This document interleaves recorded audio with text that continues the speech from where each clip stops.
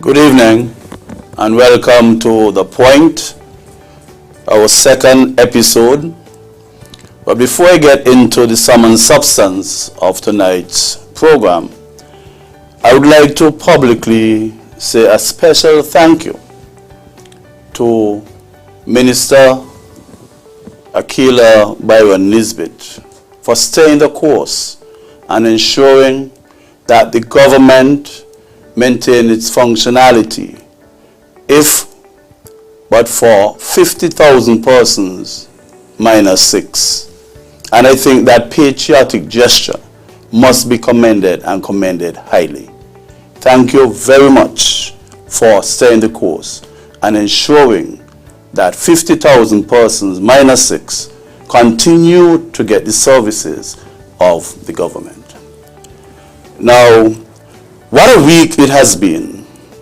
It was just a week ago we had our first radio show, The Point, with me, Newrish Nital, and our very special guest was the Prime Minister, the Honorable Timothy Harris. He gave us great insight into what he has achieved as Prime Minister and also made some interesting announcements ahead of the next election. That's really the question of the moment. We know there will be an election, but when will the election be? I would not dare ask of you, when may that election be? Because there is only one O in our 26-letter alphabet, and he has that O. I'm delighted that we are joined this evening by the Minister, Akilah Byron-Nisbett. Akilah was elected as a Member of Parliament for Constituency number 3 at the last election in 2020. And it is rather unfortunate that we had circumstances of such composition interfering and disrupting that rhythm that she had going. You can imagine what could have happened in 5 years. Because if it is just a year and maybe 10 months that she was performing like that, based on extrapolation, you could imagine the magnitude of what she would have achieved for the persons, especially of Constituency number 3, who center to the walls of Parliament. She's the Minister of Health, ICT, Entrepreneurship, Entertainment, and Talent Development. She's also the only woman elected to Parliament. And that came from an election where many persons doubted, but I was always confident. As a matter of fact, my mind went from one optimistic refuge to another, that she would have taken that seat, despite history dictating otherwise. And she did. I had faith. I'm going to be discussing everything from health to Constituency number 3 and much more. Please call and let us know what suggestions, concerns, questions you may have. And the number, don't forget, is 760-3049. 760-3049.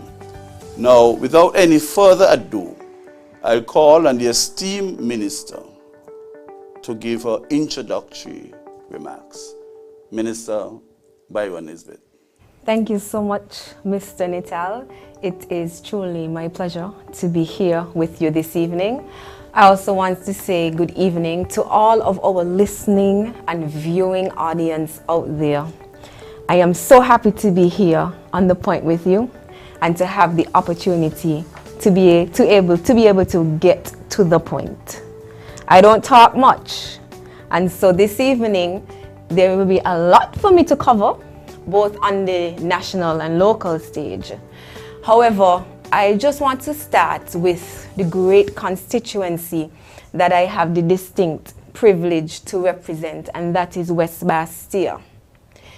As you said, it was just shy of 2 years ago that the people of West Bastia entrusted me to represent them in the halls of Parliament and government.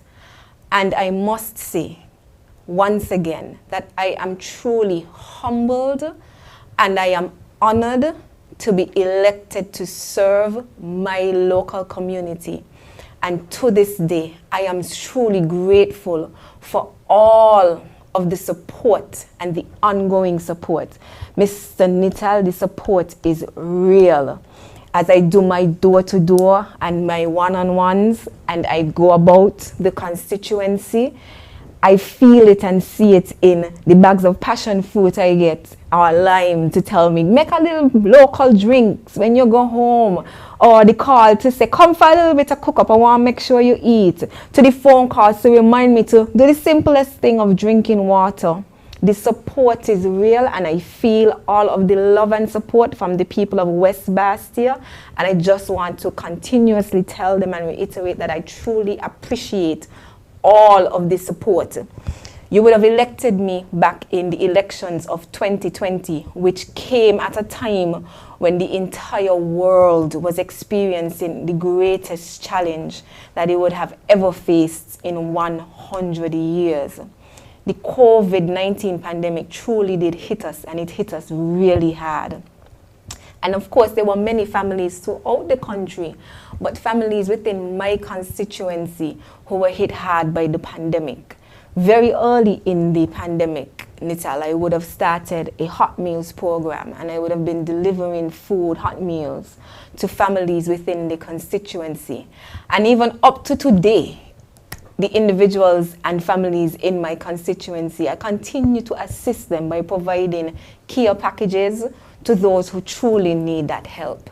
I also do my best, Nital, to connect the constituents with the various social assistance programs, you know, the PAP program or the 500 as we call it, and the food voucher and all the other social assistance that are provided through social services, helping them at a time when they need that help the most. Of course, we know that we are still not out of the woods as it relates to COVID-19. And as such, I will continue. I give my pledge to continue to assist the residents of constituency number 3 as best as I can. Now, although the COVID-19 would have presented some challenges, and of course, I was dropped into the Ministry of Health at that time, I had to keep my focus on my constituency.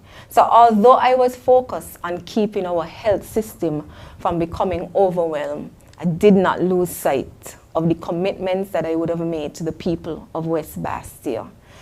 And so, Mr. Nital, one of those commitments that I was able to achieve, and I must say that I achieved this particular one within the first 100 days of being in government, was to deal with a water issue that they would have had in Trinity Heights. Many of the listeners would know that the families in Trinity Heights, there were times when they would go for days without water, and it was unfortunate because it's a situation that is a legacy of the former SKNLP. That MP at the time did absolutely nothing to fix the issue, and he practically neglected them and neglected to fix that issue. And so I made the commitment to the people that once I was elected, I would ensure that the people of Trinity Heights can rely on safe and stable water supply. And I did just that within the first 100 days. Another of my very proud achievements is the commitment that I've made to the people of Lagreet to be able to deliver for them land ownership. Of course, I have been working very hard with sustainable development to make sure the residents of Lagreet would be proud landowners. And I'm so happy to say that the boundaries have already been established for all of the 77 lots there in Lagreet. The residents of Lagreet have since been able to meet with the senior officers within sustainable development who have been updating them on the progress as they go through.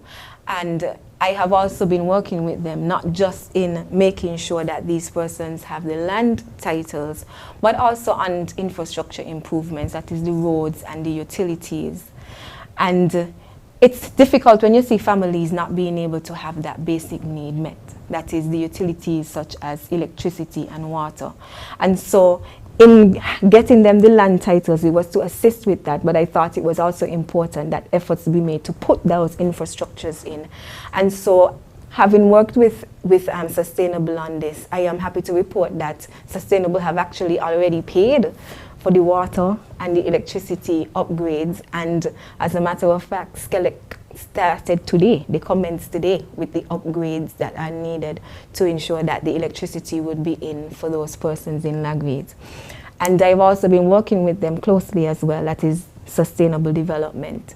And we should be having a handing over ceremony for the titles for those lands. I think it's also important to note that we were able to negotiate with sustainable development to make sure that the persons in Lagreed will be able to receive those land titles at $2 per square foot of land. Now this is something that I've negotiated for the people of Lagreed. So I am very happy to be able to have that achievement. It was a commitment that I made to the people of Lagreed, and I was determined to see that commitment followed through.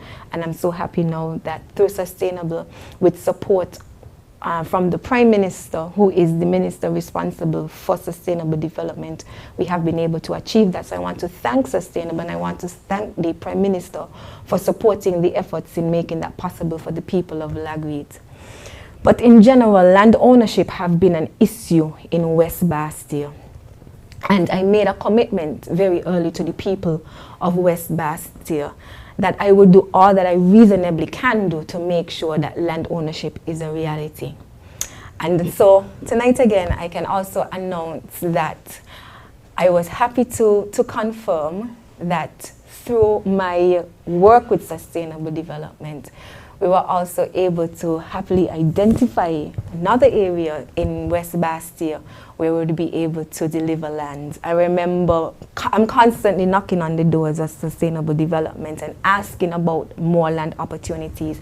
And late last year when I knocked again, they said to me, Minister, by April of this year, we will be able to give you details on lands that will be happily be made available in West Bastille.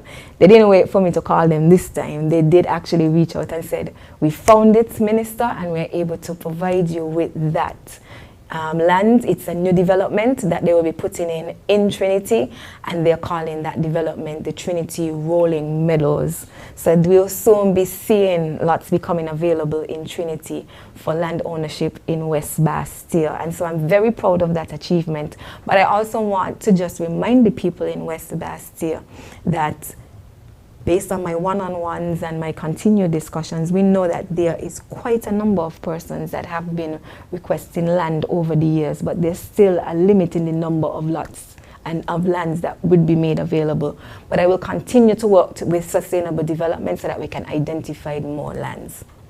Now, another thing that I want to talk about that I'm very proud of as well is the Carding Home. I made the Carding Home one of my top priorities because we need to be able to provide for our elderly. Growing up as a child in the village, my family lived just in front of the Carding Home, and so as children, the Carding Home was almost like one of our playgrounds, especially the mango tree in the yard. We always found ourselves in the Carding Home, so it's something that is dear to me. And so I am so happy that I've been able to be put in a position where I can do something to make sure that we see the needed renovation, because for too many years the Carding Home was neglected. Nothing much was being done to the Carding Home. So it's not just about renovation for me. It's also about expanding the Carding Home. And so construction plans are being finalized for the renovation of the existing rooms, as well as being able to double the capacity for new residents at the Carding Home. And I can assure you that I won't stop until this is done. Progress has been made, as I've said, and I have a plan to make sure that this is delivered, because our elderly family members deserve the dignity and respect to rest in care home that is fit for purpose. I've made that commitment and I'm following through on that commitment. Now, one of the other things that I've also done, I told you it's a lot tonight, Nital, because I don't talk much. So I'm using this opportunity to say as much as I can and tell people of what I've been doing. Now, when we talk about line keel, the residents of Limekeen, when I was doing my walkthroughs prior to the last election, would have spoken about the unsanitary conditions, having to have the hospital sewage run through Limekeen down to Limekeen Bay. Again, it reminded me of when I was younger. Of course, you learn to swim down in Limekeen Bay if you live in the village. And I could remember we were always joking and saying that those of us who would have had that experience would have been some of the healthiest person you could find. The immunity that was built up in our body from swallowing all of the hospital water was definitely going to make us some of the healthiest persons that you could find. But of course, we know it really was not that sanitary.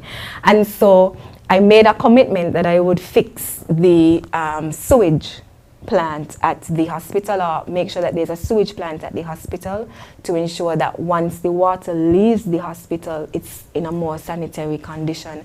And I'm happy to say that I've been able to deliver on that commitment as well. So there's a new sewage plant at the hospital, so the residents in Limekeen no longer have to deal with that aspect of unsanitary conditions. But it was not just about the sewage in Limekeen. Another issue that plagued the people within West Bastia was the smoke that came from the incinerator at the hospital, the open incinerator. And I know for years, living and playing within the Buckley's area in particular, that smoke was intense. And when you think of persons with asthma and other respiratory diseases, you know that that condition cannot continue. And so they reminded me that this is an issue, Minister, this is an issue, Rep. Most of them will call me Rep. So they will say, Rep, that's an issue for us. And for years we're asking for it to stop. And now you're the Minister, we need something done about it. We attempted to build an incinerator that emitted less smoke, but it still was an issue. And so what we've done is most of the burning that needs to be done of the waste in the hospital, we are doing that off-site now. So that's another one of those issues that I was able to correct for the persons in Buckley's and the surrounding communities that were affected by the smoke from the hospital. And so that's something I'm very happy to be able to do for those persons as well. But if we go back to Limekeen, so I've touched that area in terms of health and the sanitary conditions, but if I pivot again back to Limekeen, leading up to the last general election, the young men in Limekeen in particular, the basketball players, I remember them taking me to the court and showing me how they had to use ropes to hold up a makeshift backboard that they used for basketball. And I made the commitment to them that once I become the representative, I would make sure that they have the proper backboards so that they can use to play basketballs. I'm happy to say that very early I was able to fulfill that commitment, and so those persons within the West Bastia can now enjoy their games since the new backboards have been installed, and so I'm very happy about that as well. Now if I move to the hospital, because of course as Minister of Health I can't come here and not talk about the hospital, and we also have to remember that apart from being the Minister with responsibility for health, JNF is in constituency number 3 as well. So that is something that persons would expect that I would make some mention of. And so I just wanted to let persons know that we have made a lot of progress on upgrading the hospital. And I know that there is, of course, a lot more that still needs to be done. I must say that I am frustrated that the the progress that we have been making so far could now be put in jeopardy by the petty political gains. I repeat that, the petty political gains and egos of a small number of politicians who have put the entire Team Unity government at risk. My 5-year term as the MP for Constituency 3 is only 23 months in, and there's so much work that still have to be done. But besides that, there's still a lot of upgrades and improvements that have been made at the hospital and that have already begun. For instance, we now have greater capacity where we have more specialist doctors, the vascular surgeon, for instance, so less people would be losing limbs because of that. The urologist that we already have at the hospital now. We have more emergency room doctors. We have more nurses, new ambulances. We have improved our equipment and capabilities within the radiology unit, and that unit is now digital. And we still have a new digital X-ray that should be here by June 5th and installed by June 5th. But it's not only the X-ray machines for the radiology department. One of the things that is of concern to me, of course, as a woman, is being able to have mammograms, because once you get to that nice gold ripening age, you need to be able to have mammograms often. And I found it strange that the hospital would not be able to provide that service to our women. So again, by June 5th, we should be expecting on the ground a new digital mammogram to be able to offer that service to the women within the hospital, within JNF itself. So that's something I am very happy about. Our eye clinic see improved equipment as well. They can now be able to look at diseases in the back of your eye, something that we were not able to do before. And very shortly, we'll be able to provide laser eye surgery right here in St. Kitts and Nevis at our JNF hospital. And so that's something I'm very happy about. We know we talk about our hemodialysis unit, and many have complained about the hemodialysis unit and that it's so many patients, but there's not enough machines to service the number of patients. And so we find our hemodialysis unit was running sometimes from 5 in the morning until 2 a.m. the next morning. And that's a lot of pressure, not just on the staff, but also on the equipment as well. And persons having to wait to be able to get the service that they need. So what have I done since I've been there? Well, 5 new hemodialysis units should be on ground this month and installed to help with that. And so that's something I'm very happy about. And so we continue to make as much improvements as we can within JNF. Our oncology unit can now provide even more services to a wider range of cancer needs. And so we're happy to be able to provide that service. Our labs have improved in the type of testing services that we are now able to provide as well. And that's something I'm very happy about. Services that once upon a time you might have to go to a local lab, you can now get it done right at JNF. We also have portable X-ray machines, so you don't have to be wheeling patients down to radiology. We can actually take the X-ray machines right to your bedside. Same thing with ultrasound. As a mother, I understand sometimes you're in labor, you have some difficulty, and the doctors don't want you to have to walk to the ultrasound machine. We now have 3 portable ultrasound machines available as well, so be able to have bedside service at the hospital. But it's not just those big things, it's also the little things, like we have new electronic beds at the hospital, we have new trolleys and wheelchairs. And so there's a lot that we have been doing at the hospital, many of which persons haven't seen before, and a lot more I can talk about, but we have limited time, so I can't go through the whole long list. But the opportunity will come, because as I said, I don't talk much. But the opportunity will come to talk, and I'll be able to say a lot more. So whilst we are pleased this work has been done, I know there are still a lot more that we need to get done. We also have a huge amount of work to do to improve the facilities of the hospital. And I know persons have heard us talk about the Phase 3 renovation of JNF. The plans have been agreed on, and we have already begun the work of the design, having the designs done for Phase 3, which will include things such as a new intensive care unit, a new dialysis unit, a new psychiatric unit, a new MRI unit, as well as other facilities such as a staff daycare center. So now our staff won't have to be worried about where do I leave my children when I have certain shifts.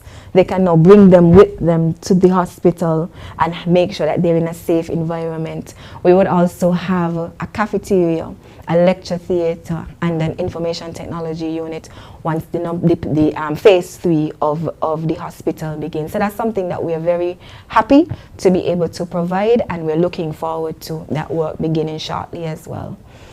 Now, persons may not be aware of one of the things that we've been dealing with at the hospital, and that is for years at JNF, there have been some doctors who were being paid against staff nurses' position. I have been able to create the additional medical officers' positions so that those doctors who would have been affected will for the first time be remunerated at the correct salary scale aligned with their qualifications and their experience. So work to support our hospital. This cannot be done if we don't have a strong economy and strong economic leadership. And that's an important point that I want to bring home. There's not much you can do without a strong economy and without strong economic leadership. And that is what we have been seeing from our Prime Minister, Dr. the Honorable Timothy Harris. And I strongly believe that we need to continue with this strong and stable leadership. Because with a strong economy at the heart of government, if we are to continue making the investments we need, we must have a strong economy. And so I will continue to push to make sure that that leadership remains.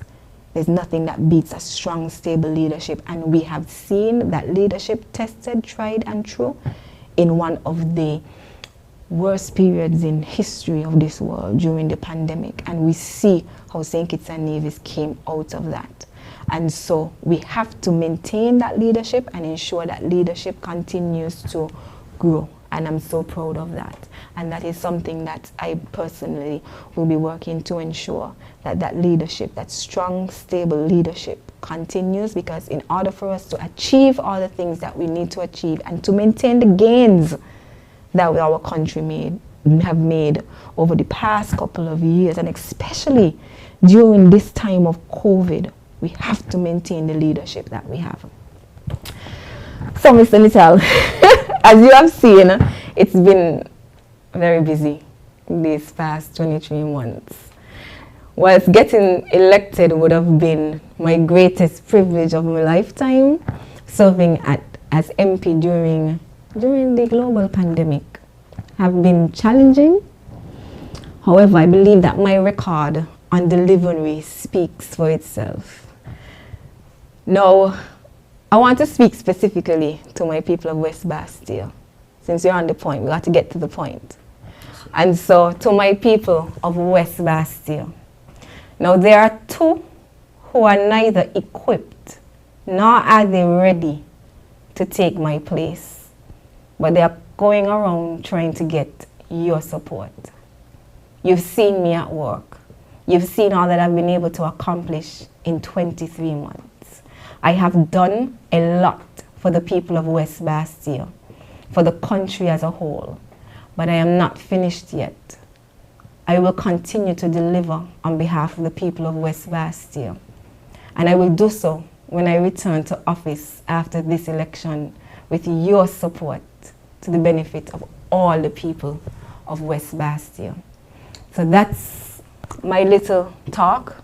I know it was a mouthful, but as I said, I don't talk much.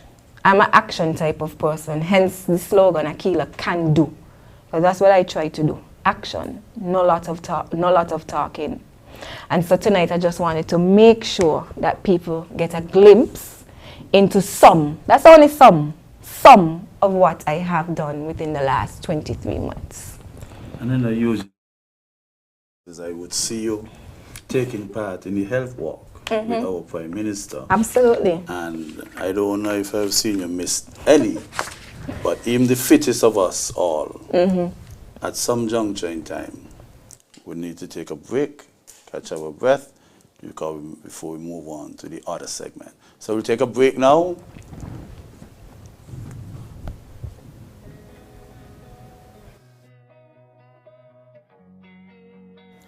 Michelle Obama once declared that success isn't about how much money you make. It's about the difference you make in people's lives. I stepped up to the plate as constituency representative some 6 years ago in service of the people and determined to be the difference I long to see in my constituency and the wider federation. 2 years ago, I asked the good people of West Bastille to lend me their vote. They embraced me, and I in turn embraced the roles and responsibilities that I was entrusted with. My love for my constituents deepens my commitment to my constituents. This year's theme perfectly captures my obligation as a representative and as a minister. It captures my innate desire to be of service to the people. I, Akilah Byron-Nisbett, will ensure that I deliver for the people. No promise will go unkept. No concern will go unheard. No one will be left behind. Our guiding principle as the PLP is always putting people first.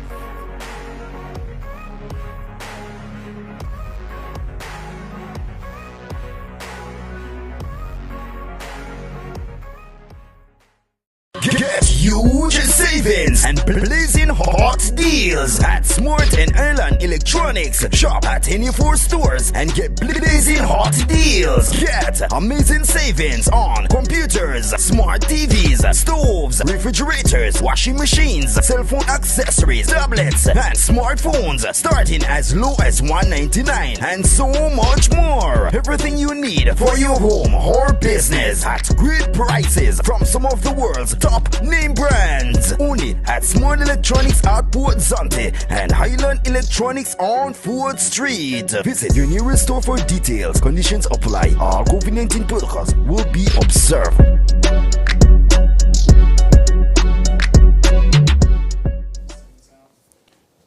Welcome back to The Point.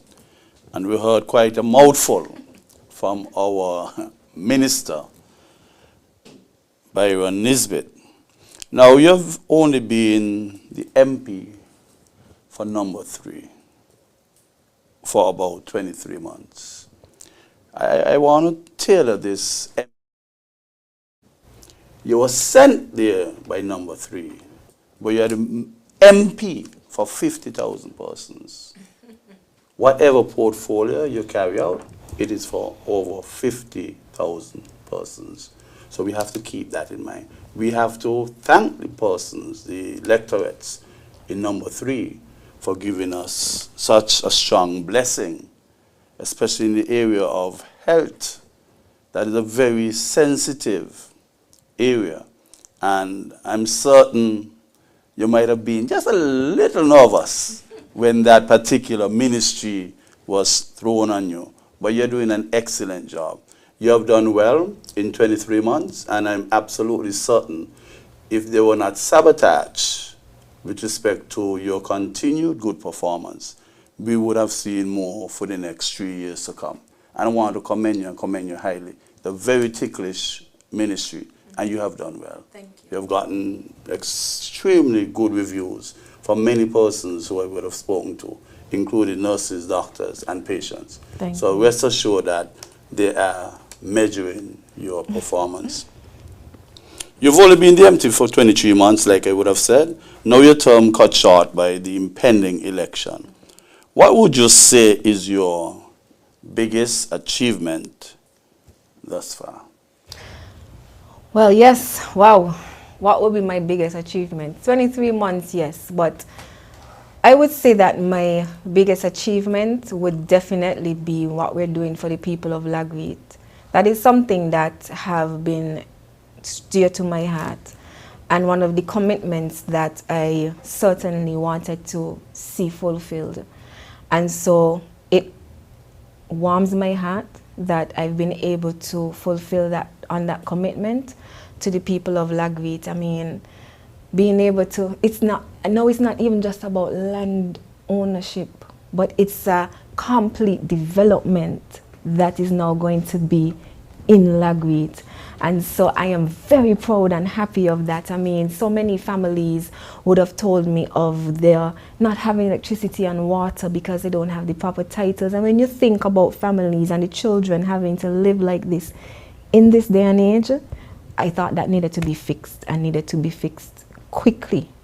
And so I'm very happy to have been able to do that. And just land ownership in general, especially in number 3, because as I said, that has been something of an issue for the people in number 3. The previous administration under SKNLP, who the people of number 3 voted for 75 years until a representative like me came along. They complained bitterly about how persons from outside of number 3 were always given preference to the lands in number 3 over them. I made the commitment that in my case, I would switch that and make sure that number 3, the people of West Bastia, had opportunities for land ownership and would have first preference. And so I've been happy to be able to deliver on that. There have been many families that I was able to touch already in terms of assisting them, ensuring that they get the lands. And we will continue to do that for the people of West Bastia. Another thing that I am very happy about too is, and I didn't mention it, but I think it's important at this point to mention that another area is the lighting for all of the sporting complexes that are in West Bastia. We've been having issues with lighting on the Patsy Allers down in Limekeel and down in the Boys West Farm area. And so I have that commitment again from Sustainable Development to make sure that it was a collaboration between Sustainable Development and Sports to ensure that all of the different sporting complex within the West Bastia area will be properly outfitted with lighting. And so I am so happy to be able to report that especially to our Village Superstar team, as well as our Trafalgar South Stars, both in the Premier League in football. And the only thing they're waiting on now is to make sure that we have the proper poles in to accommodate the new lighting that will be on these fields as well. So those are the things that I'm happy about, being able to touch the different areas and different aspects of community life within the West Bastia area. Those are my proudest moments. When the orders of continuity is signaled to you by the voters in number 3, what would you plan to do once they give you those orders, the order of continuity? They do not want, unfortunately, your rhythm would have to be broken, unfortunately. But I don't believe your mindset would change. What would you do upon giving the order of continuity by the electorates in number 3? Good question, and it's more of the same. Continuing to deliver on the plans that we've had in place for the people of West Bastia. Continuing to connect persons in West Bastia to opportunities such as job opportunities, home ownership, land ownership, and continuing to work very closely with the various communities to identify and correct some of the issues that they have. These are the things that I want to do, to continue to deliver for the people of West Bastia, continue to be their voice within the cabinet, continue to be their voice in Parliament, continue to lobby on their behalf, and continue to make sure that all of the things that they desire for West Bastia, the improvements that we already started. You heard me just talk about the lighting of the different play fields and being able to provide for land ownership, job opportunities. These are the things that I want to continue. Put the people of West Bastia first. Allow them to feel the representation that they've always wanted to feel, and continue on the work that I have been doing within the constituency. I'm very happy to hear about the improvement in the sewage system going down that Democrat road. They had to dig and put in a tunnel, because quite apart from the sewage that would have gone into the Limekeel area, based on the natural dynamics of the sea, stuff from around by Fisherman's Wharf used to make its way around to Limekeel. And a concerted effort needed to be made, but nobody seemed as if they had the willpower to do that for the people of the village. And I'm very happy that you achieved that, because we know what can happen. I mean, I heard you speaking about swallowing some of the water, and that might have built your immunity. But there's always the possibility of people producing deformed babies when you have so much pathogens going into that Limekeel area. The wastewater treatment plant at the hospital hardly functioned properly for a lot of years. And we must give praise to Mr. Molly, somebody who I would have gone there to assist on many occasions to ensure that the effluent that was leaving the hospital was of reasonable quality, and we did not want it to fall too close inshore, so we had to put some offshore piping so it would go way out and the sea dynamics would take it further away from the shore. I want to congratulate you and really commend you highly for making a concerted effort to have that there corrected. Thank you. Right? Thank you. Do we have still few? We have any callers as yet? No, so we continue. You've had a difficult ministry, some might say the most difficult of them all. That is the Ministry of Health. What has been your focus since you took over as the health minister? Okay, my focus, I would start first with the improvements that we would have made in JNF, and you would have heard me speak to a lot of those improvements that we've already made at JNF, and those are things that I am very proud of. You also heard me speak to the start of the phase 3, the long-awaited, over 20 years we've been waiting for this phase 3 of the hospital, and so that is something that I am was also focused on while there for the 23 months. But more importantly, once I got into the Ministry of Health, I was given the breakdown of the structure of the ministry. And a lot of the times we hear a lot of talk about the hospital and JNF, but persons don't pay attention to the community health. And once I got in there, I realized the importance for us to actually build out our community health and increase the focus on preventative care.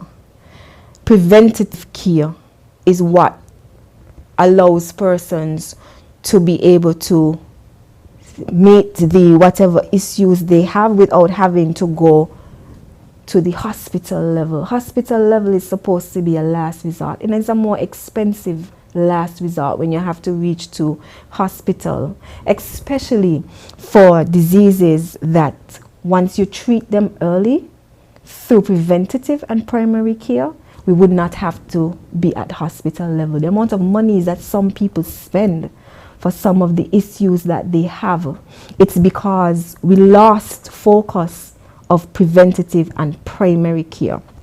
And so what I have done is to begin to speak about the community and the importance of that preventative care, making sure that our health centers and the work that we do in community in particular is more visible and is more easily accessible. We're building on our work that we're doing in NCDs. For too long we keep hearing about NCDs as one of our major, that's non-communicable diseases, diabetes, obesity. We're hearing about these things over and over. That is an issue. We have too many persons with these diseases. We have too many persons that fall victim to these different diseases that are preventable. And with a simple change in the way that you care for yourself, you wouldn't have to have amputations. You wouldn't have to end up in dialysis. It starts first with preventative care. And for me, I found it, and I still find it intriguing that with doctors at the helm of some of these administration, enough wasn't done to highlight the importance of preventative and primary care and the community health. And so I've been trying my best to work with the community side of things, work along with the community nurses and with the different clinics, etc. Our SKN Moves initiative that would build more focus on the need for us to make sure we eat healthy, to make sure we're exercising regularly, but more importantly that we're doing our regular screening and checks to avoid us getting to that level where we need to be hospitalized or have to go overseas for even more expensive care. And so I've started programs like the In Your Kitchen program, teaching persons how to cook healthier for their families.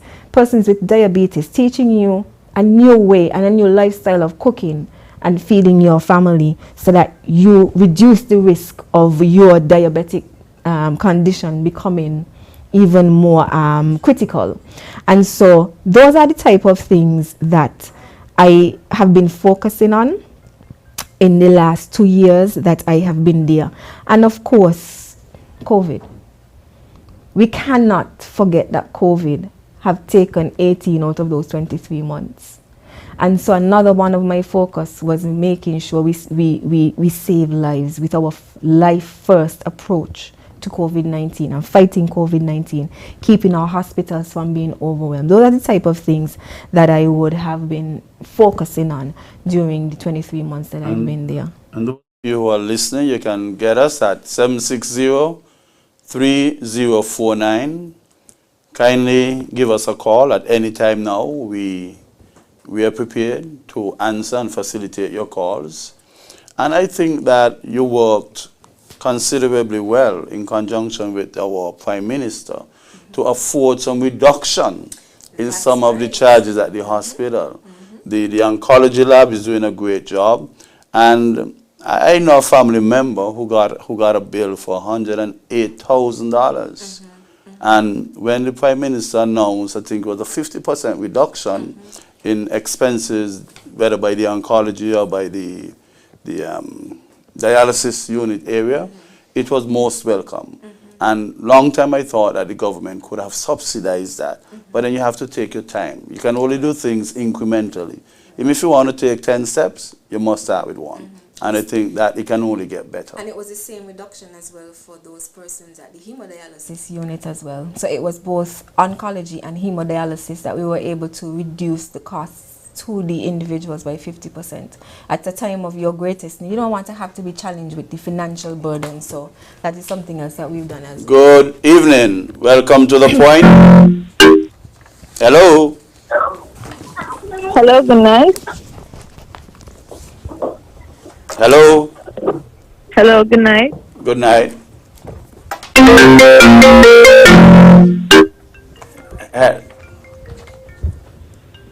I'm calling to ask a question. Hello, we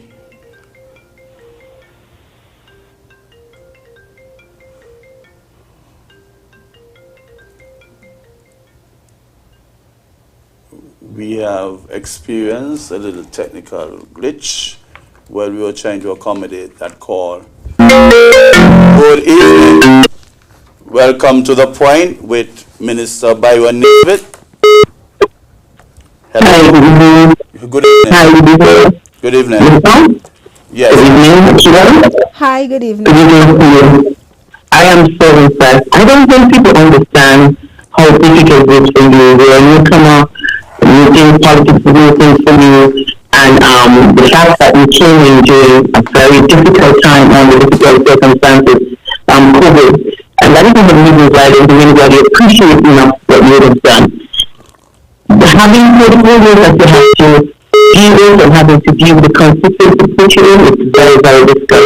If you would have only completed that one task of giving back the land to the people of Latin, that is enough. I mean, that is something I've been looking at for how many years, and the fact that you would have come in and you would have recognized that it's something that is paramount importance, and not just recognize it, but you would have completed that, you have to have to. People are complaining about situations at the hospital. I'm happy that you would have had the chance to tell us, some of the improvements. If you go to the hospital every day, it's not an area that you would want to try to find out, about the improvements that were done. And we are very grateful that you can come out tonight and actually say, because people have been complaining about the face basin situation. You go to the care situation, people have been complaining.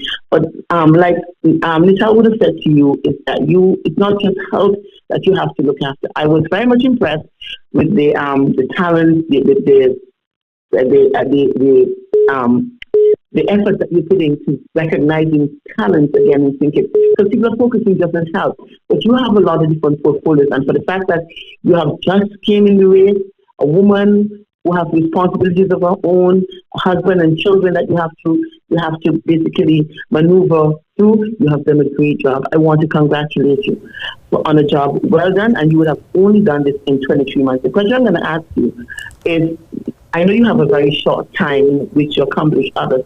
What is priority on your list right now of things that you think that you have to complete? And I want to say that the show is a great one. It's very informative, and I'll continue to listen off here. Thank you so much. Could we take a break? I need to indicate something. We'll take a break and then we'll come back. We continue to expand our emergency medical services, as this is an integral and vital first point of access to our healthcare system for many. We have added 10 new positions for doctors working in the emergency room and covering other services on the ward. This not only gives them job security with benefits, but also significantly boosts the manpower at the emergency room, where most shifts will now have 2 doctors providing cover. We have also added 3 positions for physician assistants to help with triaging. The complaints of long waits at the emergency room will be a thing of the past. We have added and are in the process of adding additional specialists, including a general surgeon, ENT surgeon, oncologist, pediatrician, urologist, vascular surgeon, and radiologist. This significantly broadens the scope of specialist care provided at the Jean France Hospital. We added 3 new ambulances to our fleet, bringing the total to 9, which means that at your time of need, trained medical professionals can get you quicker.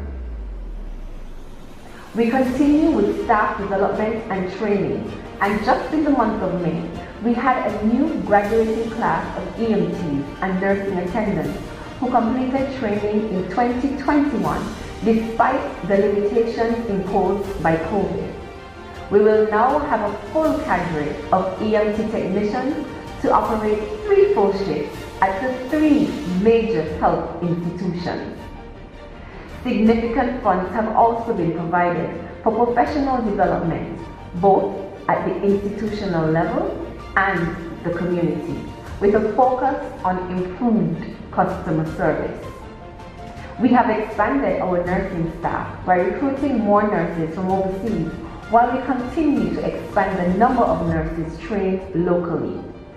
Over the past year, 34 specialist nurses have been recruited to provide specialist nursing care at oncology, hemodialysis, accident and emergency, community health, intensive care, operating theater, and psychiatry. We have also doubled the number of trained senior nurses per ward working with junior staff.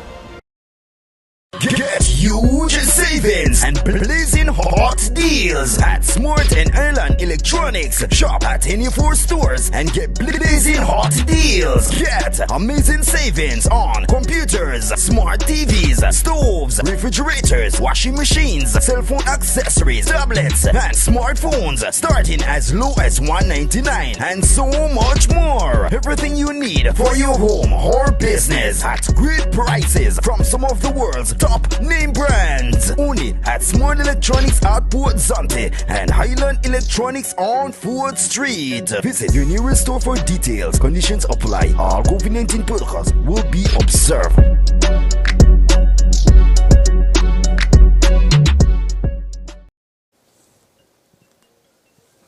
Welcome back to The Point, and we are accepting your calls.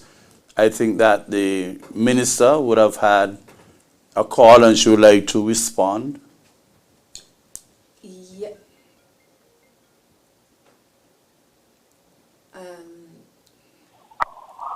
Good. Good night. Good night. Yes, good night. Welcome to The Point with Minister Byron-Nisbett. Yeah, good night, Brother Nital. Good night, and good night to the Honorable Akilah Byron-Nisbett. Good night. This is Mr. Politics here. Hi, Mr. Politics. Good night, yeah. So, I always want to thank God for life. Indeed. Thank God for the Federation of St. Nevis, a country we're born into and live into and doing well up to now. Now, Mr. Akilah Byron, well, you're right to the point tonight. You're right to the point. Because I tell people it's only 2015 you're elected. But they think that only 2020 you're elected. Sorry about that. Because they think that you're elected 2020 and saying this and saying that. But they must understand you're elected under the pandemic. When the pandemic was around. And you was more taking up on the medical part of it. Because everybody knew what COVID was doing, destroying the whole world. And as the Minister of Health, with the CMO and the Dr. Wilkinson, you all have done well.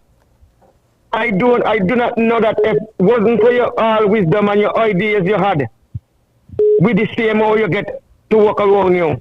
I don't know how we'll get it done, because that was your first ministry as a first parliamentarian, and you have done well.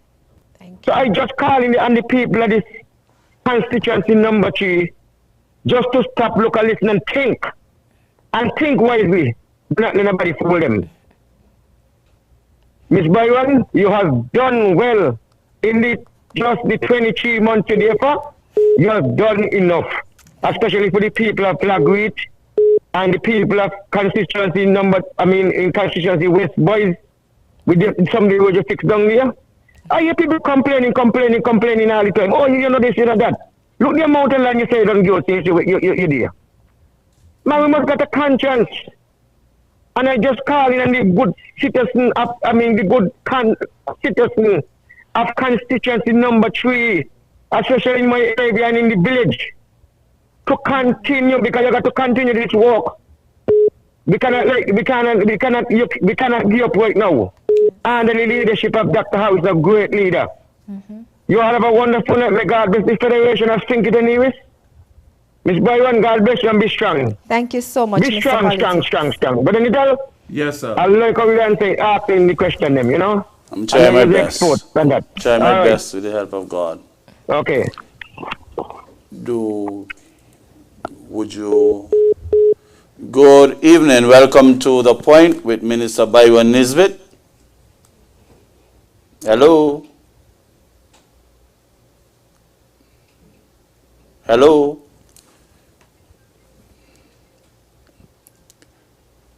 It doesn't seem as if we have... Okay, we have one.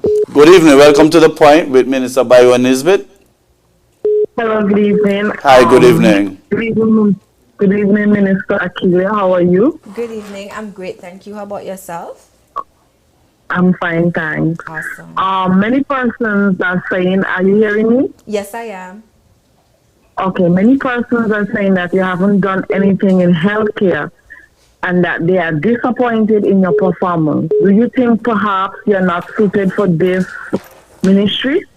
And my another question is, what is your vision for our healthcare if elected as the Minister of Health in the upcoming election? And lastly, number 3, there are many people living on the road and they're vulnerable. There's a high number of persons with mental illness roaming the streets.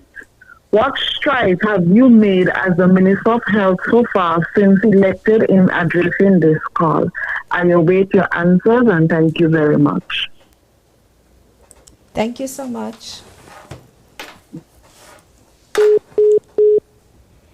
Okay, we take a break and provide the minister with an opportunity. Break from the calls and provide the minister with an opportunity to respond. All right. So, I'll take this off because you can hear the phones ringing to the headphones. So, I would like to thank the callers who have already called in thus far. If I start first with the first caller, which asked me about what is priority on the list of things that I would like to complete, I would definitely say number 1 would be the making sure that the Flagreet land ownership is completed, make sure that the infrastructure is in. That is something that I am very passionate about and I would want to be able to see completed. The other thing would be the Carding home.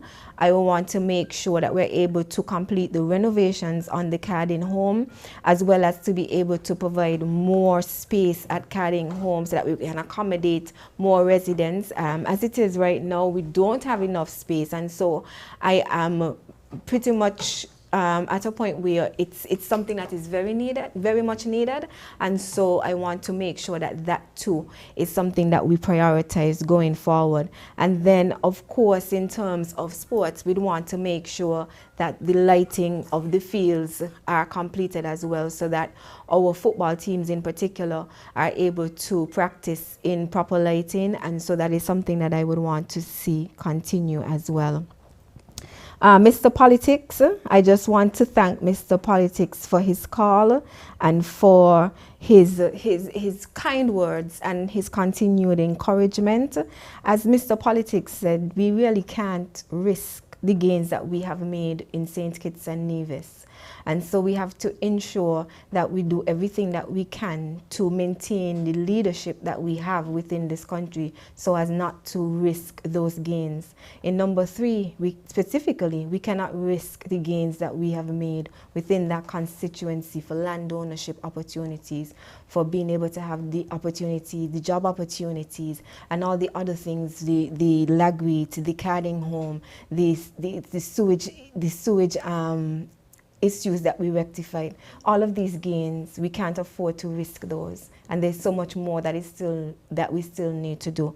But I would also like to take the opportunity, just as Mr. Politics did, to just congratulate and to thank the staff of the Ministry of Health. All of our nurses, doctors, cleaners, the laboratory staff, some of the staff you don't even see, who have been working diligently with over the past 2 years to keep us safe. I must say thank you to all of them. And as Mr. Politics said, it was this team of people who made it possible. And I strongly believe that I came in and met a very strong team in health, and the work that they have done, from the medical chief of staff, the CMO, the matron, and all of the nurses, the doctors, the lab staff, the quality of work that they have done. I am really happy to have seen that, and I'm happy to have been a part of that team working through a time of crisis when so much we had to do, and I'm so happy and proud of what we were able to accomplish, and at the same time still able to maintain all of our regular health services. So that's something I'm very pleased about, and I'm thankful to the staff of the Ministry of Health for providing that level of support. Now, there was a caller that spoke to not having anything done in healthcare. I think my presentation would have answered her questions in terms of what have been done. Again, 23 months, 18 of which would have been under COVID. And I have clearly articulated tonight, and I'm sure after this program, the caller can go back. And there will be a lot more to speak about in terms of the achievements in health within these 23 months. From the hemodialysis to oncology, to the lab services, to the new beds, to the new wheelchairs, to the new trolleys, to the improved lab services, and so much more that have been done in health. Things seen and unseen, the upgrade of the radiology unit, providing mammogram in St. Kitts. That's something that we haven't had at the hospital for years. Things seen and unseen. And there's a lot more, again, that I can talk about that this program would not be able to provide me. But the time for talking is nigh, and I would have an opportunity to come back again. And so I would encourage the individual to just recap the program from this evening. When we are done, the live video would be available, and she can always go back and listen to that live, listen to the video, the footage, and she'll be able to hear exactly what I've just articulated in terms of the achievements that I've made in health. And a few seconds before we resume calls, she spoke about persons with mental health. And most persons are aware that there is a mental health daycare treatment down at Limekiln. Yes, correct. And families can take their family members there and about 8 o'clock, pick them back up at 4 o'clock. But we have to emphasize that family has a role to play with their family member, the relatives who are experiencing mental challenges. You just do not put them out there. You cannot leave everything up to the government. Family therapy is key when dealing with persons with mental challenges. And we have a lot of family disassociating themselves from the family members who at that time, at that juncture in their lives, would need to be embraced.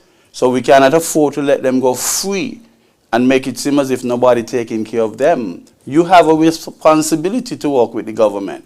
You have a responsibility. But I also want to add to as well in terms of the mental health aspect of it. We've just recently added a psychiatrist to staff. Previously, within the entire health system, there was only one psychiatrist.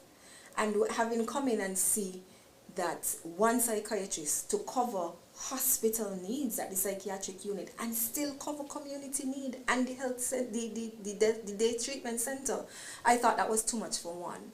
And I thought it was important to bring in an additional psychiatrist who will have stationed at community level at the day treatment center, but also assigned to community to assist with our mental health patients at that level as well. And so these are some of the things that I've just recently introduced, and we are doing a complete rework of the entire structures that we use for mental health. And so over time, persons will hear of these changes that we are making.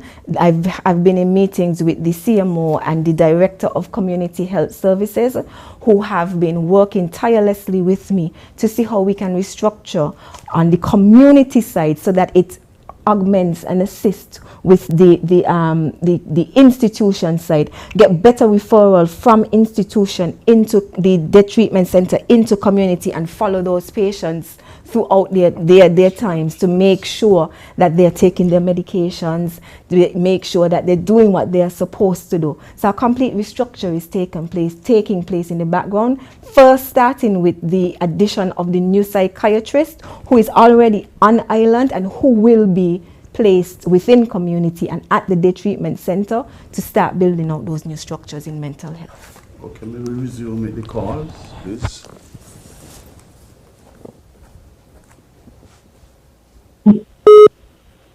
Hello? Good evening. Welcome to The Point with Minister Byron-Nisbett. Good night to you, Mr. Nital, and good night to the Honorable Minister Akilah Byron-Nisbett. Good night, sir. I want to greet you, Minister. I want to commend you first for the work that you have been doing in your constituency of West Bastia. Thank you. I am indeed impressed. I would have heard you listed earlier on your achievements in the community of Lagreed, and also your upcoming plans for land distribution in Trinity, which is one of the issues that West Bastia faces most, which is the issue of land and access to land and homes. One of the questions, I first want to commend you too as Minister of Health, because you would have taken on the Minister of Health when across the region, every person would have been running away from that ministry. And so it shows that you have that tenacity and the willpower to do whatever you put your mind to. And I want to commend you on that as well. Thank you. I would have missed a portion of the segment because I tried to call in, and in calling in I would have been away from the radio. I want to put to you a question or make a suggestion, which I see you have been making some effort, where the Ministry of Entertainment is concerned. Because, you know, in going forward, the orange economy is the way forward. Correct. For centuries, I see the orange economy as an aspect of the economy that we need to focus on. Absolutely. As the IMF report would have concluded in September of 2021, that centuries now needs to look at ways and means of diversifying its economy. And I believe that orange economy brings a lot of prospects to it. Correct. But I would have seen you laid out some things in the Ministry of Entertainment, and I'd love to hear you speak a little bit more on some of those things that you have been doing there, because I believe that a wide cross-section of audience that I listen will want to see what, in going forward, you will be doing for entertainment, which is which is an avenue I believe that is it's a real tree that is ripe for the picking, and it is something that St. Kitts can look forward to. The other question I have as well, more so of a suggestion. I want to tell you to continue the hard work that you've been doing. It's not easy. Your term has been cut short by political pettiness and vindictiveness, if we want to use that term. But I want to encourage you, like in 2020, I believed in you when a lot of people did not believe that you could win. I'm not originally from St. Kitts and Nevis, but I want to say I sat afar off looking on your political career, and I said to many persons then that you would win. And I would say to them again, without a shadow of doubt, that you know how to win, you know what it takes to win, and you will win. So I ask you to just stay close to your people, make time for your people, and the love that they have for you will in turn be returned in that polling station.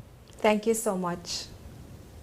All right, and thank you very much, Minister. You have a good night, and you too, Mr. Nital. Thank you. Okay, thanks as much. well. Do you have a next call? Could you? All right, so while we wait said? for another call, I want to thank that caller so much for that call, and he would have spoken to the new Ministry of Entrepreneurship, Entertainment and Talent Development. And yes, there have been so much that we have been doing in that ministry as well. And as he rightfully said, it is time for us to start thinking about this as the new orange economy. It's not just about entertainment and in terms of parties and fetes, but we have to start thinking of it even bigger than that and think about the entire creative sector and industry as a whole, and how can we be able to develop value generating creative and innovative talents. How can we monetize our creative and innovative talent? How can we truly build a strong orange economy here in St. Kitts and Nevis? And we like to talk about the fact that in St. Kitts and Nevis we have a lot of talent, and that is true. The raw talent we certainly have, but as we have been going through building out this new ministry, and people, one of the things I think people miss as well when it comes to this new ministry is just that it's new. We started with a blank slate, no staff or anything, not even a place, no. When we came in 2020 in June, we didn't even have a budget yet, because the budgeting cycle is from January to December is our budget cycle. So then we had to wait until December in order for us to put in our bid for the funding that we needed. And so what we have been doing what we started doing was really laying the foundational work that is necessary in order for us to build a ministry. Unlike the others that would have had a foundation, this had nothing. And so we were given a blank slate that we were happy to be able to build on. And as we began speaking with creatives and engaging even creatives outside of St. Kitts and Nevis, we were able to identify the direction in which we wanted to take this new ministry. And as this individual rightly said, what we're doing right now is trying to build an orange economy here in St. Kitts and Nevis, seeing how we can make the creative economy truly work as a viable source of income and income generating economy for St. Kitts and Nevis. And we are trying to build our young talent within the areas of music and entertainment, film and photography, the arts, which includes theater arts, visual arts, etc., as well as innovation. And we're trying to provide the training necessary. Just recently, we would have done 2 workshops for music and entertainment in particular, because what we realize is that our young musical talent, they only have a small snippet of what the overall big picture of the music industry is. And we've just recently conducted 2 training sessions with them to try to bring them to that international standard, so that we can begin to export their talent and as well as import revenue from their talents as well. And so we just finished. One was a Making Money in Music training, which was in collaboration with ECHO and the IP office, for them to be able to sensitize our practitioners on the importance of commercialization of their intellectual property. We had target around 40 practitioners for that. We got around 36, which we were happy to be able to have, and that one covered topics such as intellectual property rights and copy and trademarks, royalties, music in the Caribbean, and collective management organizations. The second one was a big one where we discussed the business of music, and that training workshop we saw music executives from Canada and the United States, as well as Barbados and Trinidad, who would have come in to do a 4-day workshop with our music creatives. That one focused on artist development and managing, recording, marketing, distribution, touring, content creation, brand marketing, entertainment law, music publishing, and copyright. And so these are the type of things that we were able to do so far in the music industry, because the aim really is for us to be able to develop our local talent and make sure that they have the requisite skill sets that they need to actually make it within the industry. Take your talent and make your talent actually make money for you by doing the right things and approaching it from a business perspective. So those are some of the things that we've done so far, and there's a lot more to talk about in regards to that as well, but I know time is limited, and I think we have more callers. Do we have calls?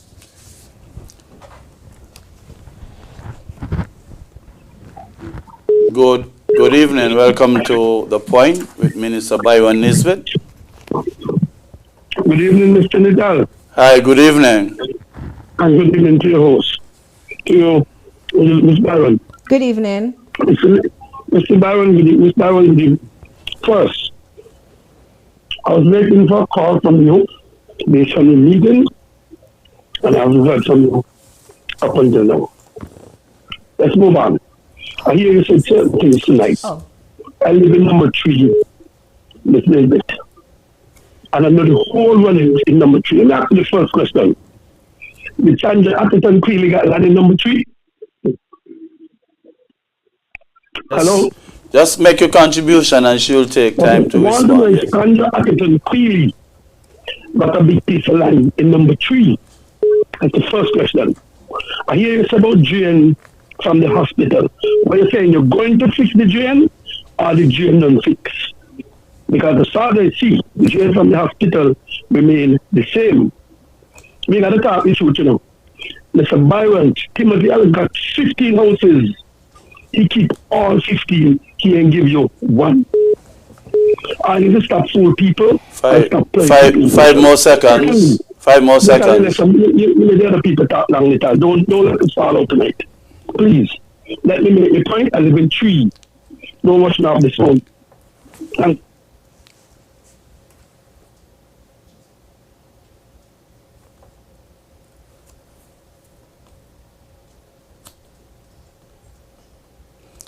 speak up fast. 5 seconds, Scope. Yeah, but we have the program going. You could call back if you want, but we just have to go on our time limit. Do we have a next caller? If not, you may respond. All right. Thank you so much, Mr. Nital. Yes, I would definitely love to be able to respond to that. Mr. Crook would have brought with him, I think it was 4 or 5 other young ladies to my office to discuss the issue at my constituency office there in Limekeel, to discuss the issue of the severance. You know, he's been talking about the severance, and in that discussion they would have indicated that they wanted to be able to have a discussion with the Department of Labor to get a better explanation as to why they would not have been able to receive the severance. And leaving that meeting, I said, okay, that's fair enough. It's only fair for you to get the information that you needed. And so then I would have made contact with the minister, and the minister would have indicated to me that they have already had meetings with Mr. Cook and the team to to explain to them how this works. A number of meetings would have already been held.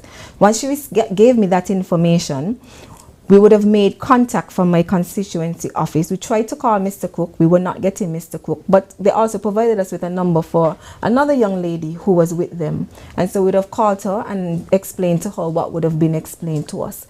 And so I did follow up from the conversation and discussions that they would have had in the office.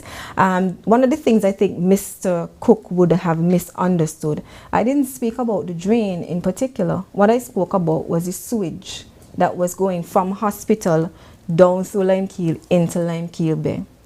We've put in a sewage plant so that there's no longer sewage going from hospital down the drains in Limekeel to the Limekeel Bay.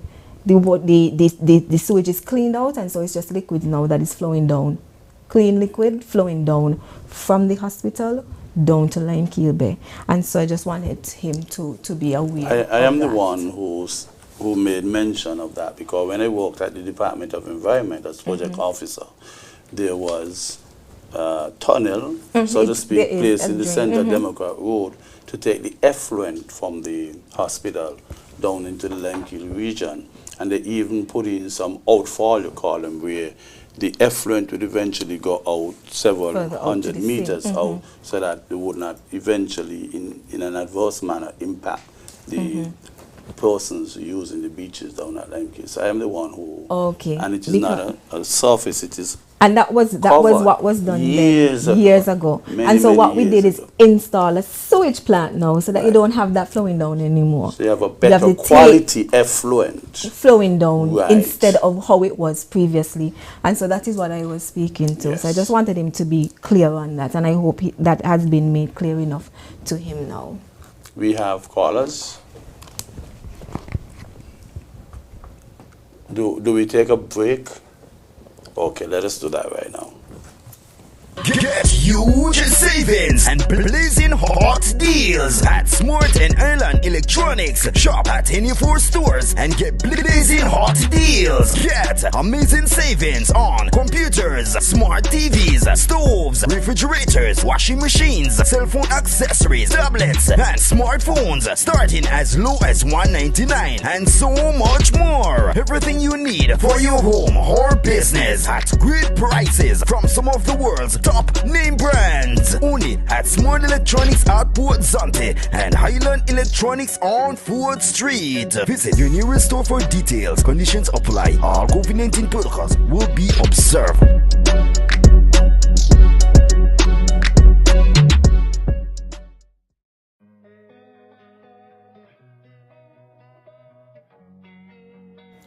Michelle Obama once declared that success isn't about how much money you make.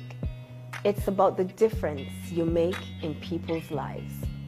I stepped up to the plate as constituency representative some 6 years ago in service of the people and determined to be the difference I long to see in my constituency and the wider federation. 2 years ago, I asked the good people of West Bastille to lend me their vote. They embraced me, and I in turn embraced the roles and responsibilities that I was entrusted with. My love for my constituents deepens my commitment to my constituents. This year's theme perfectly captures my obligation as a representative and as a minister. It captures my innate desire to be of service to the people. I, Akilah Byron-Nisbett, will ensure that I deliver for the people. No promise will go unkept. No concern will go unheard. No one will be left behind. Our guiding principle as the PLP is always putting people first.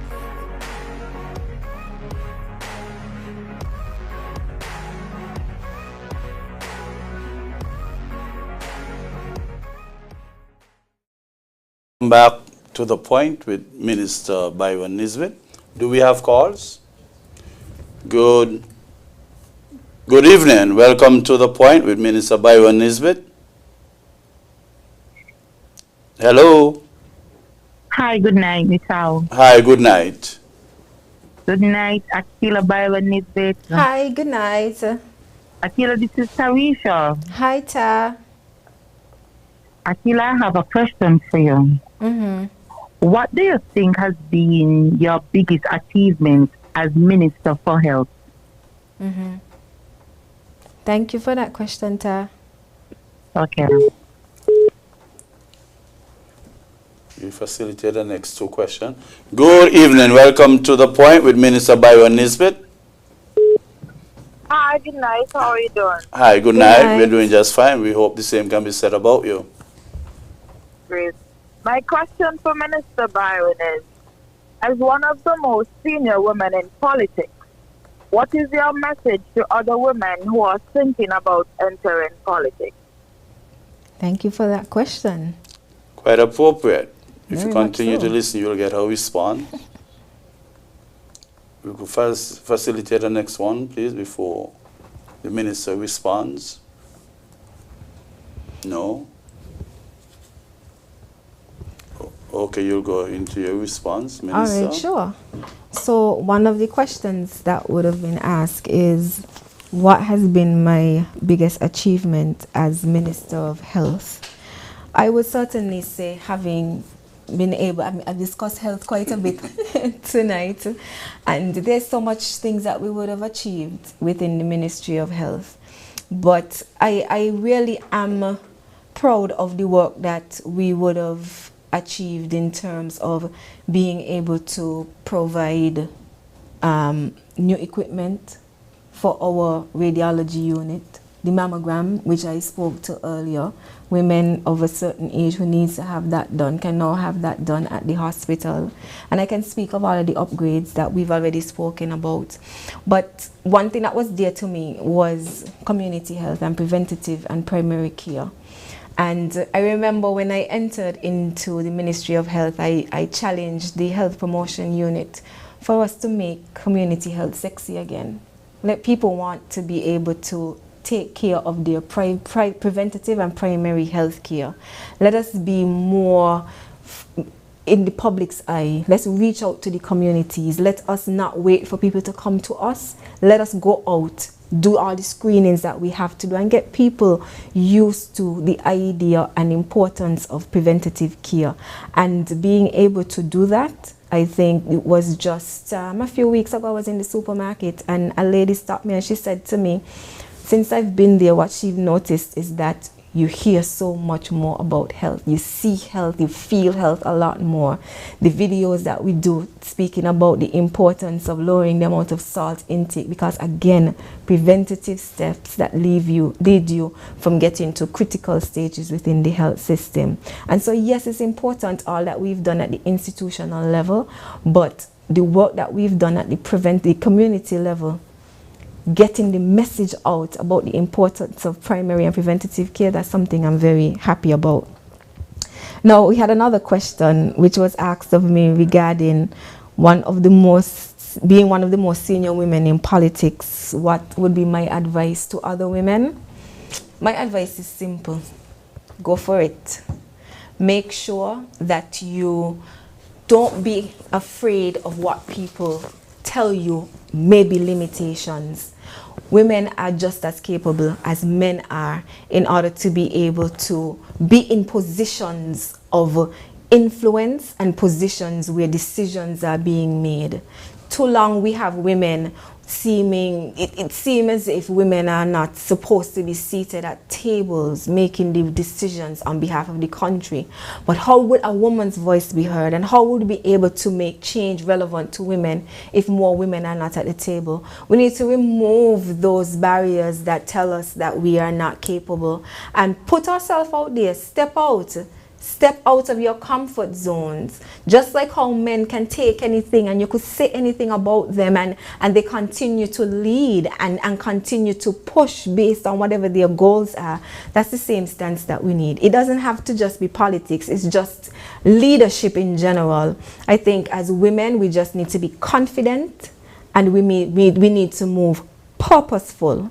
Because we do need more women sitting at the table so that we can have that level of empathy that is required to lead, especially in crisis times, and that we can have the views relevant to women being addressed as well. So many changes can happen, and we've seen it with persons who are countries who have women as leaders. We see how well they have been doing. So I would encourage other women to step forward, step out in politics. There are some women who are now coming on the scene. We have more women now participating than we've ever had before, but there's still so much more women that we may need to have stepped forward. And I'm looking forward to the day when our country can be run by a whole slate of women even, so that we can see a lot more progressive changes that we desire.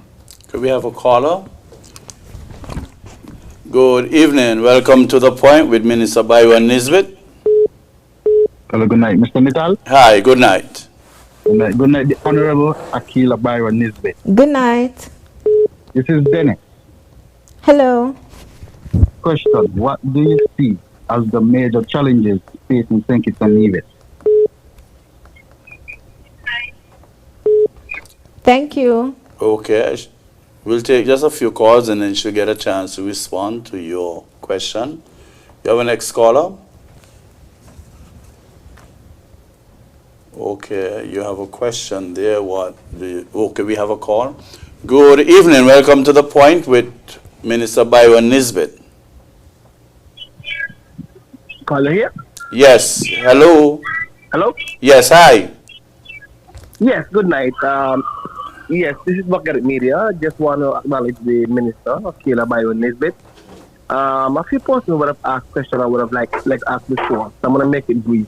Ms. Byron-Nisbett, you spoke about the development in the Shadwell area. Lagweed. Could you give a definite time frame, because I know it means a lot to you, and I'm happy that you spoke about it, but I guess the people will feel a bit more better if they could get a time frame when they could actually become homeowners of these lands that left abandoned. Also, you have an area which is a bit small in terms of land space. What are your plans for the near future when you get re-elected in terms of allocating lands and houses for the persons of East Bastia? And I just want to tell you, good luck going forward. I know you're working hard. Like one of the callers said, that you are a mother. And people say, but Bucky, I can't get to see Miss Byron. Let them know every Tuesday and Thursday you made yourself available out of the ministry and also your daily schedule to see the people of East Bastia. This is Bucket and Bucky Antalit over now. Yeah, I think Bucky meant West Bastia. Yes. But we all think under pressure sometimes. Do we have the next call? Good evening. Welcome to The Point with Minister Byron-Nisbett. Do we have the next call? Random, somebody has something to say. Hello. Yes. Good night. Yeah, go ahead. Good evening. We are hearing you. Okay. They said the call was dropped. Okay. So I'll just go now and try to work with some of the questions that have been asked. I'll start with Bucky first in terms of my plans for the near future in terms of land ownership. And I would have discussed that quite a bit already this evening in terms of what we are doing with regards to having already identified lands within the Trinity area. So I won't go back over that again. And he is correct. Every Thursday, I make myself available in the constituency office. Previously, I would have done it from 2 to 5, and now I'm doing it from 9 until 5. So persons within the constituency. I made a promise to the people in number 3 that I will not close my constituency office once elected. And so I kept the doors of my constituency open even during the pandemic, when we had a lot of restrictions, one of the best ways to reach people was being able to do it through the constituency office. And so I maintained my hours at the constituency office even after being elected. Persons would recall that prior to being elected, when I was a caretaker for number 3, I would have had office hours on Wednesdays, and I promised to maintain those hours. And so since being elected, I've made myself available to the people of number 3 every Thursday, and that's something that I will continue to do as long as I am the representative. He also asked about the time frame when when the persons in Lagrange will be given their land ownership papers. I think I also addressed that as well. Yes. And I would have indicated that very shortly we'll be having the handing over ceremony for those titles. And I also indicated that Skelec would have begun work in putting down the poles and those things necessary for the utilities in particular. So I would have addressed those earlier in tonight's meeting. I was asked, what do you see as the major challenges facing St. Kitts and Nevis? For me, I'm simplistic.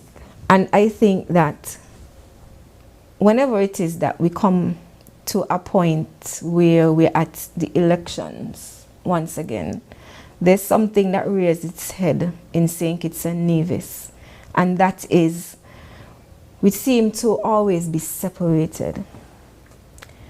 And what we have proven when Team Unity first began in 2015 is that when we work together, when we do not look at things from a political party or color line, there's so much more that we can achieve. We are now going back to an elections, and the elections and where we are right now, you are seeing that sense of division wanting to creep in again. And to me, that would just put a damper on the gains that we have made if we go back to that mentality where I am this or I am that. I am so proud of the political party that I am deputy leader and with the leadership that we have, because for us, we want to continue on that path of working together, because we see how working together have allowed our country to grow in leap and bounds, and the amount of gains we've made because of working together.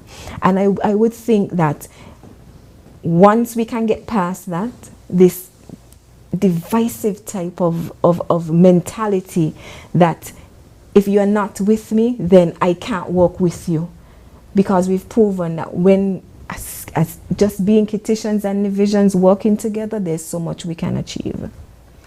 And I don't know if you're aware of the narrative that would have started Byron-Nisbett as Deputy Prime Minister. We have a caller. Good evening. Welcome to The Point with Minister Byron-Nisbett. Good night. Hi, good night.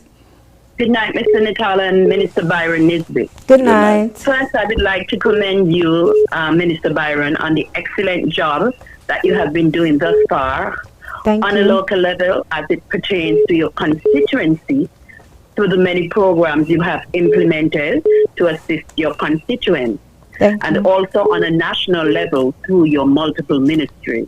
Thank you. There are two questions that I would like to pose.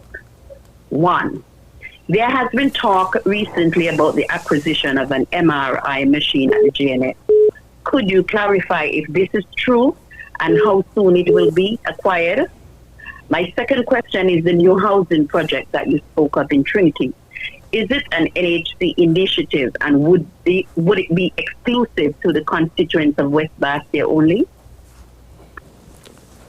Okay, we'll take a few more questions. Thank you. Thank you. Okay, thank you very much for those questions. They're very appropriate. Good evening. Welcome to The Point with Minister Byron-Nisbett. Hello. Hello, good evening. Yes, hi, good evening. Nice having you. Hi, good evening, Mr. Nital. Good evening, Honorable Minister Akilah Byron-Nisbett. Good evening. Well, I have no question tonight or concerns, but I would just like to say that you should continue doing a good job in representing your constituency and keep on fighting for the betterment of the lives of the people of constituency number 3. Thank you. I would also like to thank you for finally addressing the lag rate issue, something that has been plaguing this constituency for over 30 years. Over 30 years, and it's about time to see that persons in that area are now able to have a better life, be able to improve the conditions of living just because of your simple gesture. It might be simple to you, but it's a huge effort to the constituency. And just want you to know that we in constituency number 3 have your back, and we will continue fighting with you, not only for you, but with you. Thank you very much.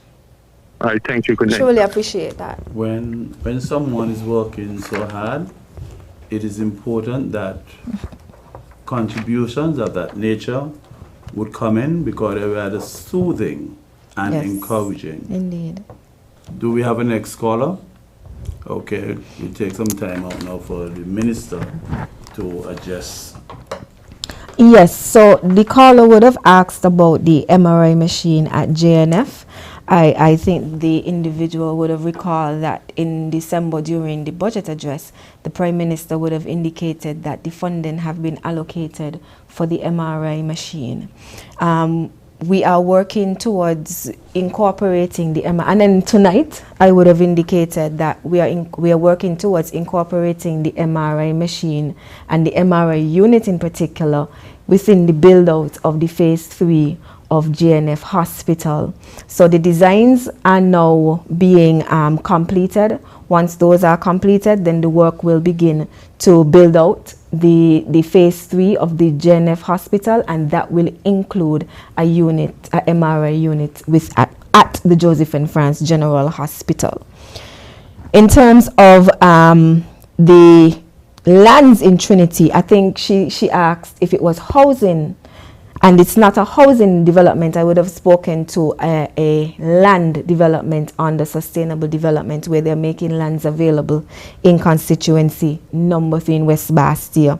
So it's not NHC, it's sustainable because it's lands that is being offered in West Bastia. Yes. Any more questions? Could we take a break if we do not have any calls? Okay. Get huge savings and blazing hot deals at Smart and Ireland Electronics. Shop at any of our stores and get blazing hot deals. Get amazing savings on computers, smart TVs, stoves, refrigerators, washing machines, cell phone accessories, tablets, and smartphones, starting as low as $199, and so much more. Everything you need for your home or business at great prices from some of the world's top name brands. Only at Smart Electronics at Port Zante and Highland Electronics on 4th Street. Visit your nearest store for details. Conditions apply. All COVID-19 protocols will be observed. Because sometimes they tell me a call coming, and I agree with you. You got to elaborate as much as you got. It is you. Michelle Obama once declared that success isn't about how much money you make. It's about the difference you make in people's lives. I stepped up to the plate as constituency representative some 6 years ago, in service of the people and determined to be the difference I long to see in my constituency and the wider federation. 2 years ago, I asked the good people of West Bastia to lend me their vote. They embraced me, and I in turn embraced the roles and responsibilities that I was entrusted with. My love for my constituents deepens my commitment to my constituents. This year's theme perfectly captures my obligation as a representative and as a minister. It captures my innate desire to be of service to the people. I, Akilah Byron-Nisbett, will ensure that I deliver for the people. No promise will go unkept. No concern will go unheard. No one will be left behind. Our guiding principle as the PLP is always putting people first.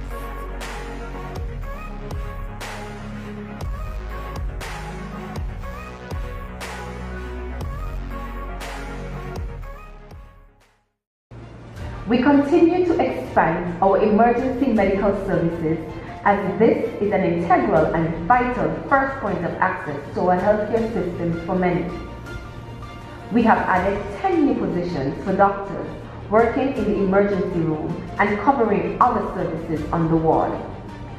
This not only gives them job security with benefits, but also significantly boosts the manpower at the emergency room, where most shifts will now have 2 doctors providing cover. We have also added 3 positions for physician assistants to help with triaging. The complaints of long waits at the emergency room will be a thing of the past. We have added and are in the process of adding additional specialists, including a general surgeon, ENT surgeon, oncologist, pediatrician, urologist, vascular surgeon, and radiologist. This significantly broadens the scope of specialist care provided at the Jeanne France Hospital. We added 3 new ambulances to our fleet, bringing the total to 9, which means that at your time of need, trained medical professionals can get you quicker.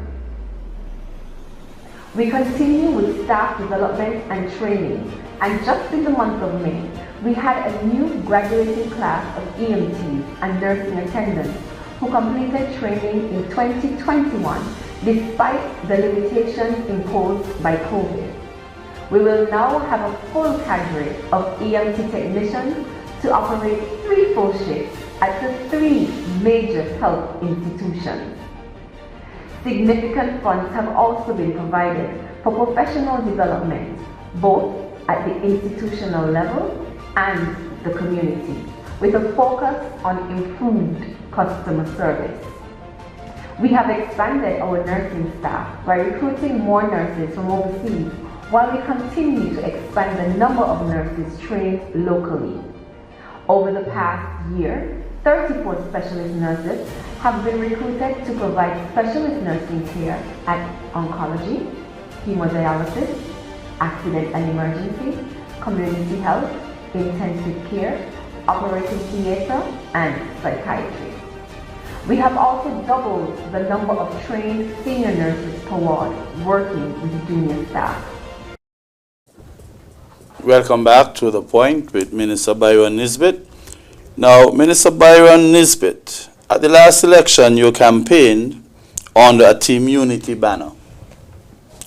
So what is your message to PAM supporters in constituency number 3 who may have voted for you previously but now have a PAM candidate to vote for? Well, Mr. Nital, my advice to them is simple. I came to you as an individual who was ready to serve. I made commitments that were to the benefit of all of the residents of constituency number 3. It didn't matter at that time the party affiliation. We were not seeing party colors at that time. Together, we have made progress and we have moved the constituency forward. Now is not the time for us to put that progress that we have made at risk. And so we have to be mindful of that when we are voting next elections. There was quite a bit of gain that we have made, and we did it together. We did not look at party lines, and that is what we want to continue going forward even after this general elections. Good evening. Welcome to The Point with Minister Byron-Nisbett. Hello. Hi, good evening. Good evening. Welcome to The Point with Minister Byron-Nisbett.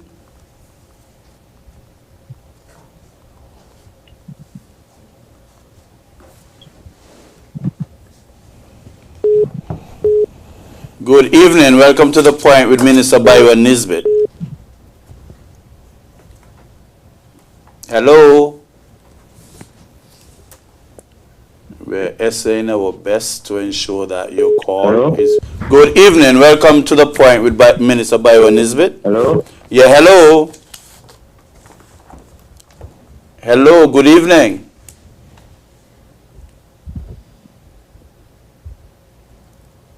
Hello. Yes, you... Hello? Yes, good Hello? evening. Yes, we are hearing you. Hello?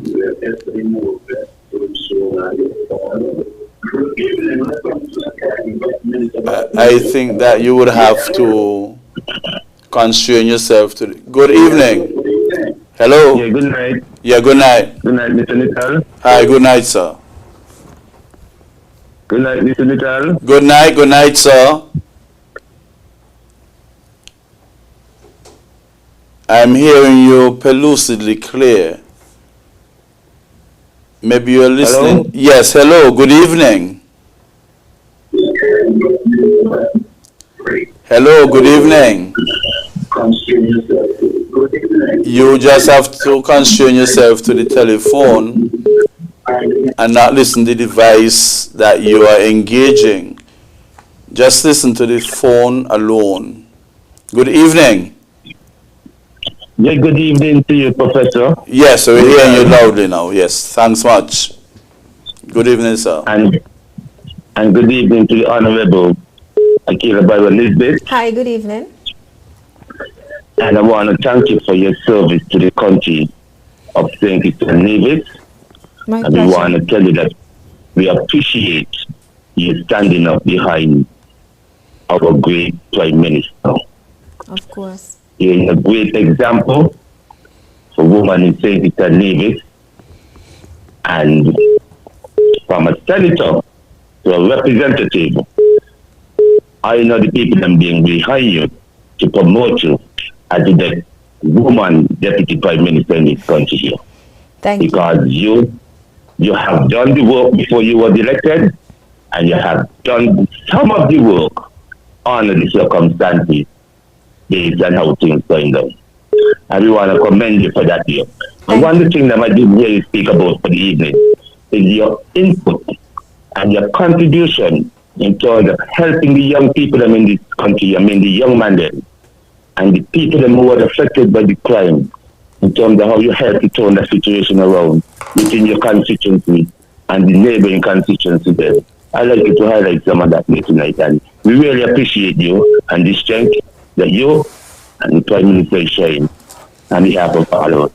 You take care. All right, thank you so much. Okay, thanks for your contribution. We have another caller. Good evening. Welcome to The Point with Minister Byron-Nisbett. Hi, question. We would like to know how come the statutory bodies didn't get the 10%? How come? Statutory bodies didn't get the 10%. The statutory bodies, how come they didn't get the 10%?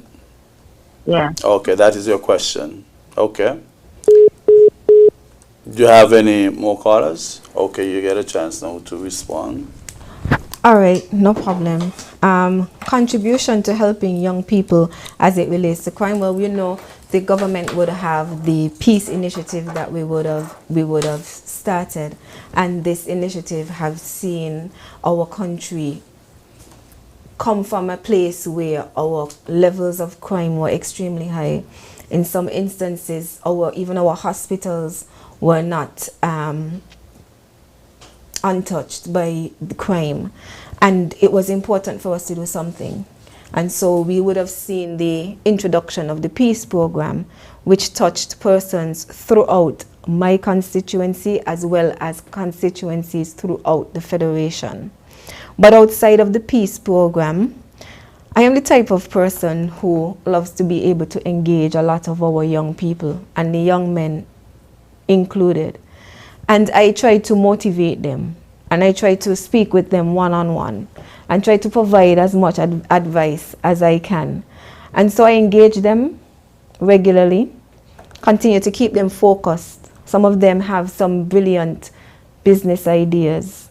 So we see how we can channel them to the small business development unit to get that assistance to build build out their business plan and really think through the ideas that they have in order to have a successful business, as well as just continuing to engage with those young persons to keep them positive and continue to keep them on the path that they're already on through the peace program and otherwise. So those are ways in which I have assisted. In terms of the payment to statutory bodies, I think when the Prime Minister made the announcement of the 10% increase, he would have spoken to the civil service. As most people would be aware, the statutory bodies does not form part of the civil service. And so the expectation would be that these statutory corporations who manage and run their own financial affairs would have to look within their budgets to see if they would be able to provide that 10% increase to their staff. Yes, and one would have to be mindful as well that statutory bodies, when they fall short, it comes over to the government. Correct. If you're giving a mere double salary, that is a one-off. But to give a 10% increase, that would have to continue for the entire time going forward. Correct. And that is why this astute politician and leader did his calculations properly and would have left it up to the statutory authorities to examine the cash flow and see whether or not they could sustain that for a long period of time, because an increase is forever going forward. Correct. The only thing could happen to an increase going forward is for it to increase further. You cannot take back an increase. So the astute politician that we have in the person of the Prime Minister, I think that he was very guarded against giving an increase to the statutory body and then not being able to have it sustained and then fall over on the government itself. That's correct. Now I think that we are basically wrapping up now. Yes. And I don't know, for the 2 hours we sat here, I felt as though I was trespassing on your performance, your work. You always have something to do. And I hope that would not interfere with your conjugal duties and jeopardize anything for you. But I think you have a lovely understanding within your family. So they would have afforded you to serve and to serve freely. Correct. And I felt like I was trespassing. But I know that I'm going to be bold enough to ask you to come back. Of course. But before we do that, I would like you to give your parting shot, so to speak. Well, it definitely was a pleasure being here tonight and to be able to get to the point with you, Mr. Nital. Many persons keep saying that I'm quiet and they're not hearing from me. I'm not the talkative type. I like to get things done. And then by the time I open my mouth and talk, then you would hear of all the things that I have been able to accomplish. And I think that I have done myself justice to be able to lay out for you what I have been able to achieve, not just within my ministries, but also within the constituency that I am so privileged to serve. And I just want to be able to remind the constituents of West Bastia that we've come a long way and we've done so much together. We certainly cannot risk going back to what was. And we already understand and have seen in constituency number 3 what 5 years of a non-performing representative looks like. We've seen it. So much so that during the 5 years that representative, previous representative, had to be able to serve within the halls of Parliament and to be able to represent the people of number 3, there's not much that he was able to do. He never lobbied on behalf of the people of number 3. He never agitated on behalf of the people of number 3. All we heard were excuses. Not one proposal did he offer. He never knocked on any door.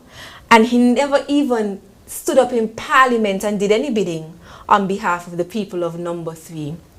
And during the last 3 years of him being the representative for number 3, the last 3 of those 5 years, I had to be called into action to be able to deliver for the people of number 3.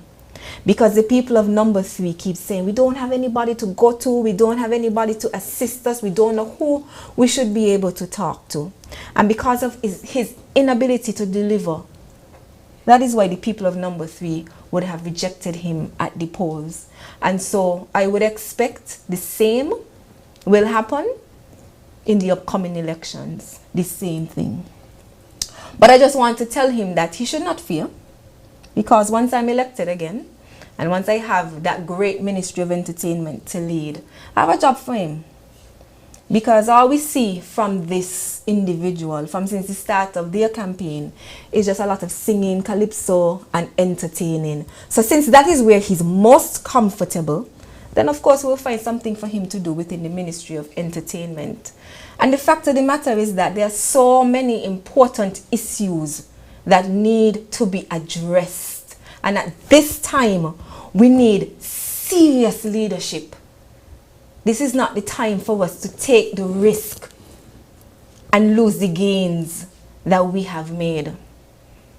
I've proven that I can deliver, unlike the other one who had 5 years and proved he's unable and not capable to deliver for the people of West Bastia. So there's no other choice for the people of West Bastia than Akilah Byron-Nisbett in the upcoming elections. Thank you. And as much as we used to say, a bird in the hand is worth two in the bushes, that would have changed as circumstances evolved, and a bird in the hand is now worth all the birds in the damn forest.